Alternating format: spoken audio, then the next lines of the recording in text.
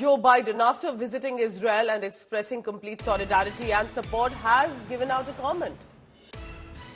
United States of America has announced $100 million humanitarian assistance in Gaza and the West Bank. The money will support over 1 million displaced and conflict-affected Palestinians. But interestingly, Joe Biden has added that we will be putting mechanisms in place.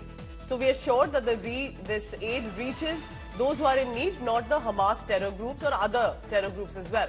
So $100 million as donation to the Gaza Strip by US President Joe Biden. Geeta Mohan is joining me on the latest on that.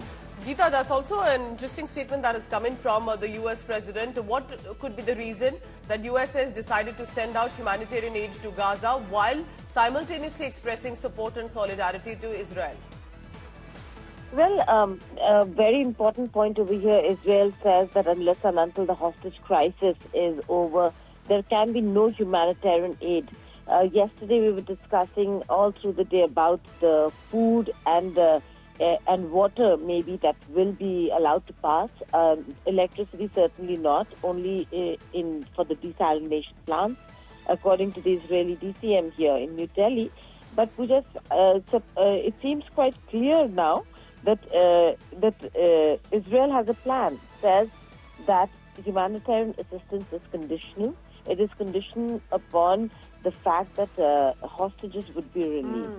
So Israel, from its borders, is not going to send humanitarian aid. The Rafah crossing will be the only place from where humanitarian aid can go into Egypt, from Egypt into Gaza. Yes. But the more important point over here is that this is one aspect of it. The United Nations yesterday held Security Council held a meeting at the behest of Brazil, and the United States vetoed that entire process. The resolution had called for humanitarian pauses to deliver life-saving aid in Gaza.